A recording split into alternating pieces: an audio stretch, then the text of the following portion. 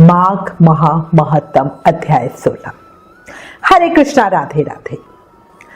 माघ मास की महिमा बताते हुए हमारे संतों ने कहा है कि कोई धन में, विद्या में, भाग्य में कितना भी कमजोर हो, असमर्थ हो, उसको उतने ही जोश से, प्रयत्न से, बलपूर्वक माघ स्नान करना चाहिए। इससे उसे धन में, बल में, विद्या में वृद्धि मिलती है, बढ़ोतरी मिलती है। इसलिए बार बार आपको याद दिला रही हूं, अभी भी समय है। माघ मास में प्रयत्न से कुछ ना कुछ जरूर कर लो। अब श्री गणेश जी महाराज और अपने गुरुदेव को याद करते हुए माघ महत्तम का अध्याय 16 सुनेंगे। पान फूल मोदक चढ़े, लड्डू मेवा थाल, सद्गुण हमको दीजिए हे शिव जी के लाल। बोलो गणेश जी महाराज की जय। बिना गुरु ज्ञान नहीं, बिना ज्ञान समाज में मान नहीं। सही है, बोलो गुरुदेव महाराज की जय। कल हमने माघ महा महत्तम के 15वें अध्याय में श्री लोमेश ऋषि द्वारा वर्णित माघ मास के स्नान का फल सुना, जिसमें वो पिशाच, पिशाचनी और वेद निधि ब्राह्मण को माघ महत्तम सुना रहे थे।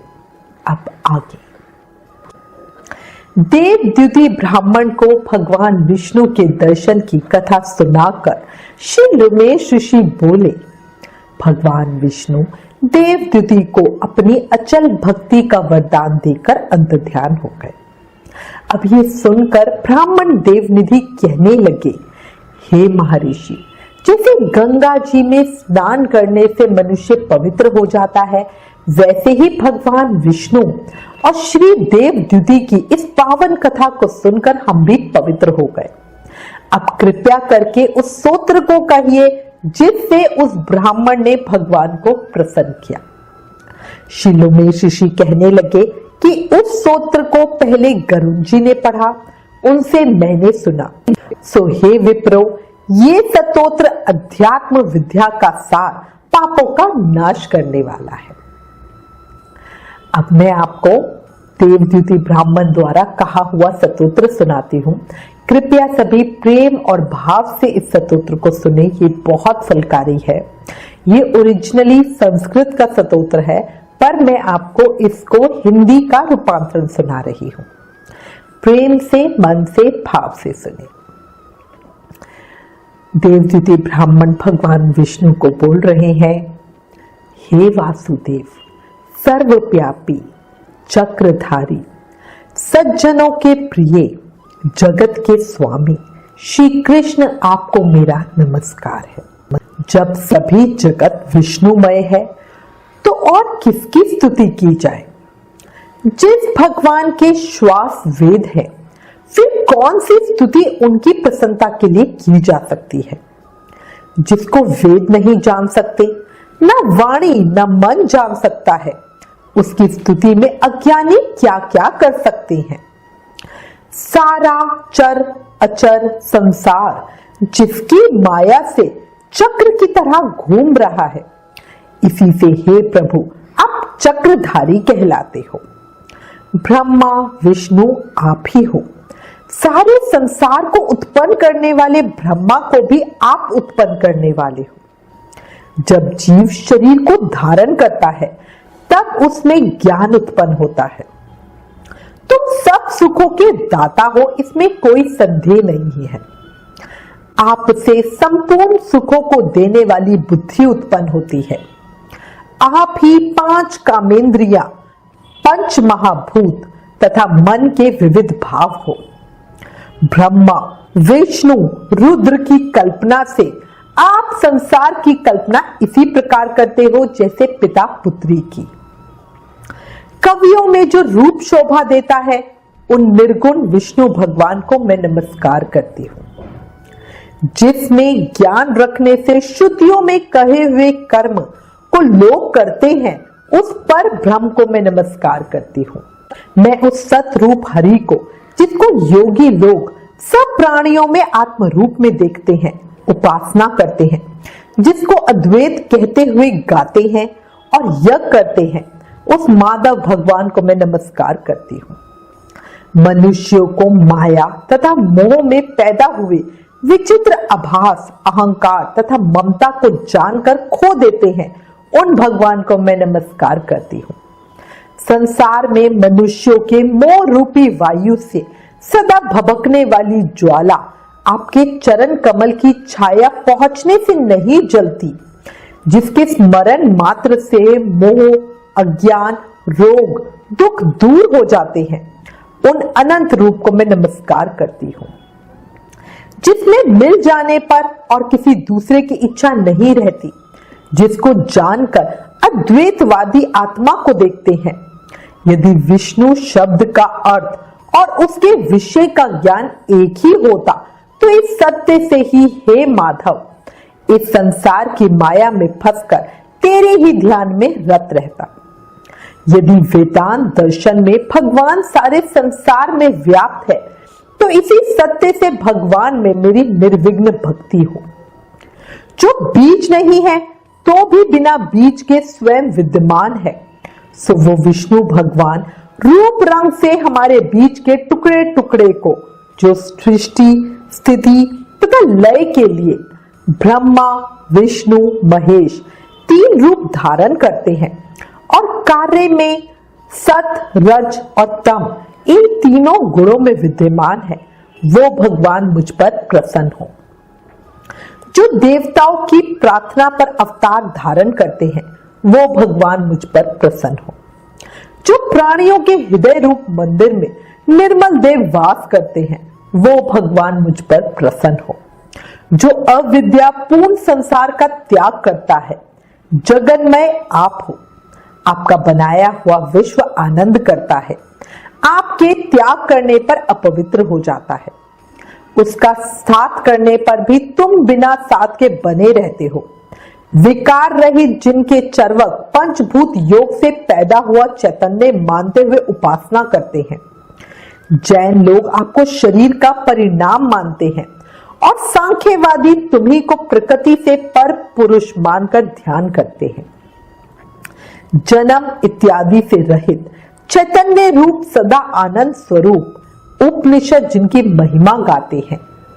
आकाश आदि पंच महाभूत देह, मन, बुद्धि, इंद्रिया सब कुछ तुम ही हो, तुमसे अलग और कुछ नहीं। तुम ही सब प्राणियों को उत्पन्न करने वाले हो और मुझको शरण देने वाले हो।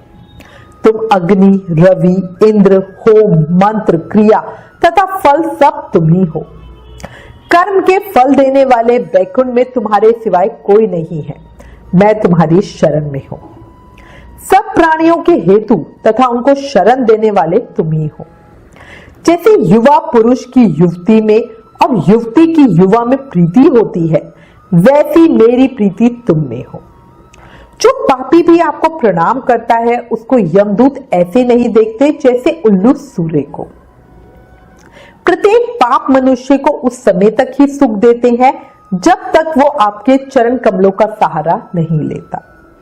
जिसको गुण, जाति तथा धर्म को स्पर्श नहीं कर सकते तथा गतियां भी स्पर्श नहीं करती, जो इंद्रियों के वशीभूत नहीं है, जिनका बड़े बड़े मुनि लोग साक्षात नहीं कर सकते, उन भगवान को मैं नमस्कार करती हूं। जितने ज्ञान रूपी सुंदर गुण है, जिन्होंने सुख स्वरूप मोक्ष रूपी लक्ष्मी का आलिंगन किया है, जिन्होंने आत्म स्वरूप सुख भोगा है और जिन्होंने ध्यान रूप से मृत्यु को वश में कर लिया है, ऐसे मुनियों से सेवित भगवान को मैं आप नमस्कार करती हूँ।